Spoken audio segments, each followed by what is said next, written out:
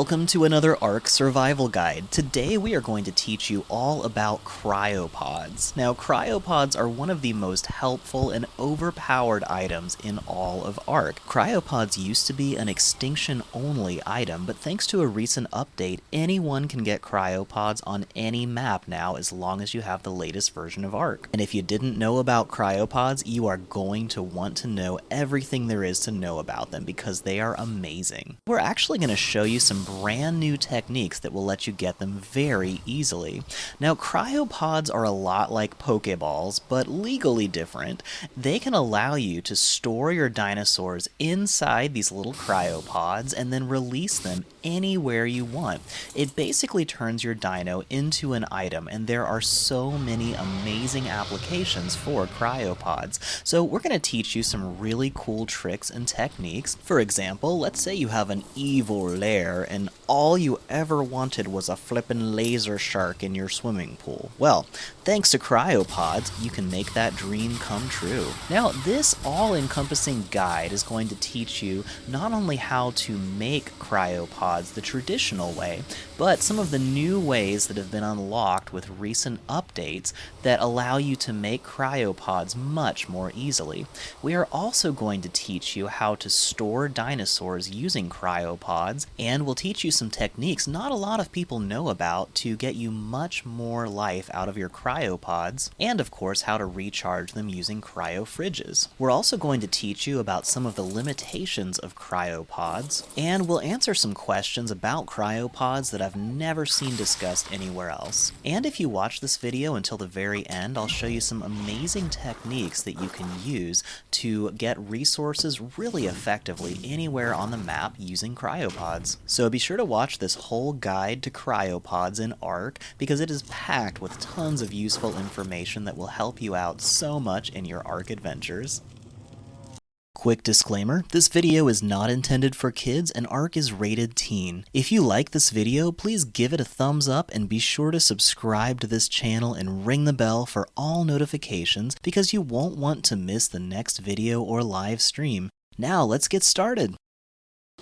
Now, cryopods are one of the most amazing items in all of Ark because they allow you to store your dinosaurs inside an item and carry them anywhere you want. You can carry dozens of dinosaurs in your inventory and drop a flyer and fly away, or pull out a tyrannosaur and throw it onto your enemies and just let them have fun with that. There's all kinds of practical applications for cryopods, but one of the most effective and helpful things you can do with cryopods is just easily get your dinosaurs from one place to another. We've all had that really powerful T-Rex that takes, 30 minutes to walk across the map, and now we can just load it up in your inventory and fly anywhere you want, and then drop it right where you want it to be. So first of all, let's teach you how to actually put a dinosaur into a cryopod. Now, you can only use this on a tame dinosaur that you or your tribe own. You can't use it on any dinosaur that's unconscious, and it will not work on any wild dinos. Now, cryopods will work on baby dinosaurs as soon as they're hatched, so you can hatch a dino, put it in a cryopod, put it into storage, and then come back later when you have time to make sure it doesn't starve while it's growing up. Now, as soon as you finish taming a wild dino, you can drop it right into a cryopod and fly right back home, which saves a huge amount of trouble trying to get your wild dino back home safely. I've had several times I've tamed a wild dinosaur only to have it die on the way back home, which is terrible, so these are very helpful for that. So now let's talk about how to actually use cryopods. Now, you can pull out a cryopod into your hotbar just like any tool. Now, if you use the left mouse button on PC or the right trigger on any of the consoles, it will do this animation while you're holding it down, and after a few seconds, that dinosaur goes into the cryopod. Now, you have to be really close to the dinosaur, and sometimes you have to try hitting different parts of its body to get it to actually start that animation, especially with big dinosaurs like a T-Rex. Now, one thing to keep in mind is a dinosaur will drop all of its inventory as soon as you put it in the cryopod.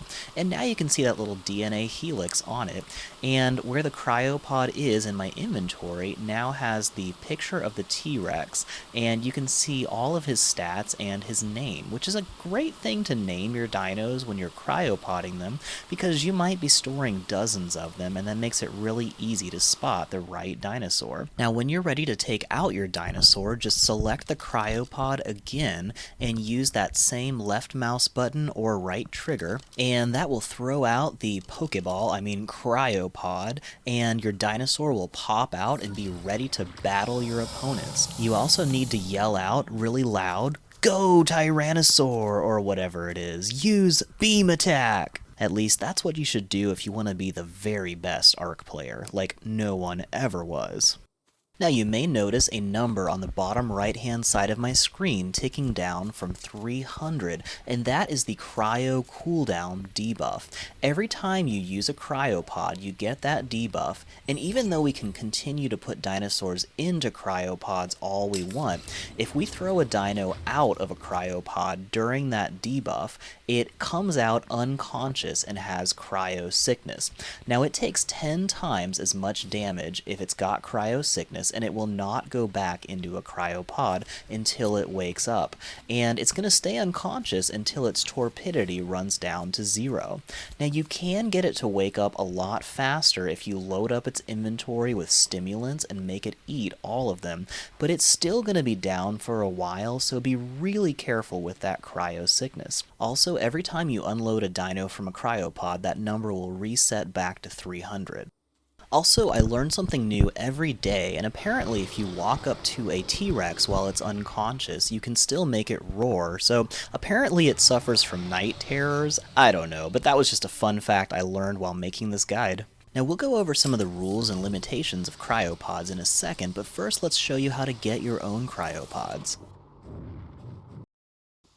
Now, cryopods used to be an extinction-only item, and you had to have the expansion to use them, but now, thanks to a recent update, you can unlock cryopods as soon as you hit level 51, and at level 88 you can unlock the Cryofridge, which we will talk about when we talk about cryopod storage later. Now, the materials are not too hard to get, but it is actually hard to get to the places where you can craft these cryopods. You cannot make them from your inventory, so we'll show you all the different options for where you can craft them. Once you've unlocked the engram for cryopods, you can go to any loot drop anywhere on any map and actually craft cryopods from the inventory of that loot crate. If you're patient, you can usually find one near your base, and you can clear out all the dinosaurs nearby to make sure they don't bother you while you're crafting stuff. Now once you open the inventory of the loot crate, you'll see a couple of folders. One is structures, which contains the Cryofridge recipe, and the other is weapons, which contains the cryopods. From there you can drop all of the items in just like you're using a smithy, and then craft it using that engram, and you can make as many cryopods as you want, but try to be fast about it because loot crates have a timer before they disappear, and also if you remove all the items from that loot crate, it's going to vanish and you can't craft anything else from that one. Now another option for crafting cryopods is if you happen to live near an obelisk, you can head to the obelisk and follow the beam of light right to the center on the ground below the obelisk, and you'll notice a little podium right there. If you open up its inventory, you get the same folders and the same ability to craft cryopods and cryofridges right from that obelisk. Now when I tried to do this on my live stream of the Valguero map on PS4, it did not have the ability to craft the engram, even though I had unlocked it and I was able to craft them from loot drops. So I can't guarantee this will work on your game, but for me on Ragnarok on PC it's working just fine, and I think it's supposed to work. Or it could be a recent patch. And last but not least, the hardest to unlock but easiest to use solution for crafting cryopods and cryofridges is to use a tech replicator. Now you have to beat certain bosses to unlock the engram that lets you use the tech replicator, but once you have it, just drop some element into its inventory, power it on, and you can craft to your heart's content right from your own base. Now, if you're playing Ark Extinction, you can get lots of Cryopods as rewards when you defend a supply drop. And another quick tip is polymer is probably going to be the hardest material to get when you're crafting these Cryopods, but I have several really helpful guides for how to get organic polymer, which can be substituted for any polymer in any recipe. So check the links in the description of this video to some of those helpful guides which will help you get lots of polymer, and I've also got good guides for how to get obsidian on different maps, so be sure to check out the links in the description of this video. So now that you have your cryopods and your dinos are in them, let's talk about how to store them safely without losing your precious dinos. So you may have noticed that the cryopod has a 30-day timer, and that time ticks down, and once it runs out, your cryopod, as far as I know, will disappear and your dino is gone forever. So be very mindful of that. I've never actually seen one disappear because most people don't let that happen, but don't let it happen to you. Now, there's a lot of ways we can extend the life of a cryopod. Now, first of all, if you're playing on single player, your game turns off when you turn off your game, and that stops the timer from ticking. So you'll have a lot more time on your cryopods. But if you're playing online, the server is always going and your time is always ticking down. So you have 30 real days unless you can extend that life. Now, I tested out putting a cryopod in the preserving bin, and it doesn't have any effect on a cryopod. But if you have a refrigerator that is powered on, that will double the life of your cryopods. So you could actually store all your cryopods, especially the empty ones, in your refrigerator, and that will keep them safe for a lot longer. Now, if your cryopod is about to run out, make a new one and put your dino in that one because you don't want it in your cryopod when it goes away. Now, another thing you can use is the Cryofridge, which is really where you're supposed to store your cryopods. When you put a cryopod into the Cryofridge, it will charge it. Instead of having that timer go down, it actually goes back up. And if you leave the cryopods in the cryofridge for a long enough time, they will actually recover completely and go back up to that 30-day timer. Another great thing about the cryofridge is it has a 72 dinosaur inventory. So you can put 72 dinos in your cryofridge and they'll stay there forever as long as the power is still running. It does have to be either hooked up to an electrical system or have a charged battery charged up in its inventory. So keep that in mind. It's real important to keep that generator on if you have a bunch of cryopod dinosaurs. Now, if you're playing on PvP servers, people will be trying to loot and raid your cryofridge if they see one, so hide it well, or you could even hide your dinosaurs in some small obscure storage box for your favorite ones where no one's gonna look. So now let's talk about some of the limitations for cryopods. Now, one question I've never seen anyone answer about cryopods is, can you take a base along with it on one of your platform dinosaurs, like a Quetzal or Paraceratherium? And of course the devs thought about that, so if you cryopod something that has structures on its saddle, when it goes into the cryopod, the saddle will go with it, but anything that's attached to the saddle and anything in its inventory just disappears. And that makes sense, because it would be totally overpowered if you could drop a whole walking base on top of somebody. But what you can do is you can carry the cryopod with the Paracer and a platform saddle in your inventory, along with whatever structures you need for your base, and then drop it out of the cryopod, build something on top of it, and use that as a somewhat mobile fortress. And I'm going to show you a mining trick later on in this video that uses that strategy. So I'm here on my base underwater in Ragnarok, and I wanted to test out a couple of things, and apparently you do have to have enough room for the dinosaur to stand up in order to deploy it inside your base. But it is actually really helpful to have cryopods if your dinosaur gets stuck, because if a dino's stuck, you can put it into the cryopod, and that will remove it from its stuck position, and then you can get it out. Also, if you happen to be stuck on top of your dinosaur, or in this case, inside your dinosaur, you can use a cryopod to get yourself out of this really sticky situation. I also wanted to test and find out if I could deploy a land dinosaur underwater, and it definitely lets you do that.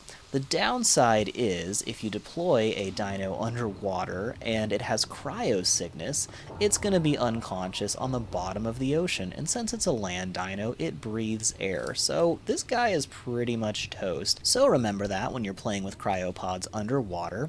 Now also, you can take a water dino and drop it into another body of water, but you cannot drop it on land. It won't let you do that either. So now we'll give you a little bonus and show you a really awesome trick you can use to get lots of resources in remote places using cryopods. So let's say I want to mine a lot of metal that's way up here in the mountains. It's a great metal deposit, but there's no easy way to get here with my land dinos. But I've packed a parasaur with a platform saddle into this cryopod, and I'll go ahead and deploy him up here on this mountain. And because he's got a platform saddle, I brought a forge with me in my inventory, and I can immediately deploy it on the platform. So now we have a mobile forge to smelt the metal, and once it's smelted, it's going to weigh half as much and be easier to transport with my flyers. So I also have a pretty good Ankylosaurus in my other cryopod, and once the cryo cooldown wears off, I can deploy him here and use him to gather all of the metal at about 10 times the rate that I could just using a good pickaxe. And since I have the forge on the parasaur's back, I can walk it right over to the metal, drop it right into the forge, and start smelting it to get it down to half the weight, and then I could carry it away with my flyer. I can also build a smithy on the back of the parasaur, and even a fabricator, and get everything producing whatever ammunition and other stuff that I want to build on this mobile factory. Because most of the time, the finished product you're producing from metal weighs a tiny fraction of how much the metal itself weighs, so it's actually really effective to build everything on site and then carry back the finished products to your base on your flyers. And then once the metal is all gone, I can either pack my parasaur back into his cryopod and destroy all the structures on top, or I can just walk him a far enough distance away that the metal will respawn, park him up there until it comes back, and then bring that mobile factory right back to the metal and clean it all up again. But either way, the cryopods unlock so many more possibilities for stuff you can do with your dinosaurs. Well, I really hope this guide helped you understand cryopods better, and hopefully now you can make your own cryopods and store your dinos effectively. And if you have any good tips for cryopods or cool strategies for how to use cryopods to do creative things in Ark, please let me know in the comments. I always learn a lot from you guys too. And keep an eye out for more great guides. Make sure you're subscribed with all notifications enabled, because we're going to have a lot of really helpful guides coming out very soon, especially once Genesis goes live. So we'll see you in the next video.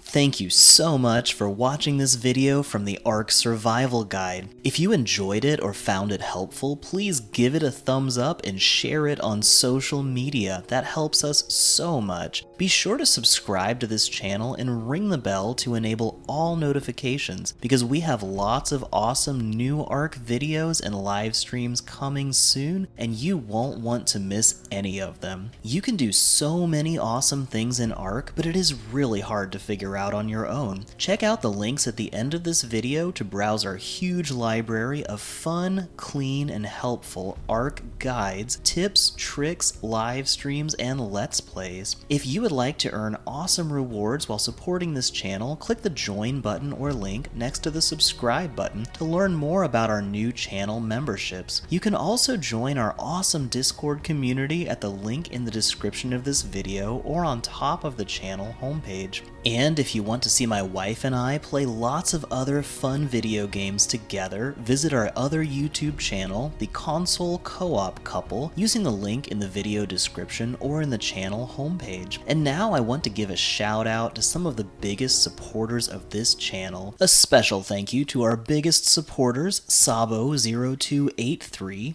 Cole Parmenter, Wolfgirl Be Like, Kelly Rajak, and Emmy Fisher. You guys are all awesome and we so appreciate your support. Now if you'd like to be a monthly supporter and get a shout out at the end of our videos, check out the join button next to the subscribe button for more information about that. And for everyone else, thanks so much for watching and we will see you in the next video.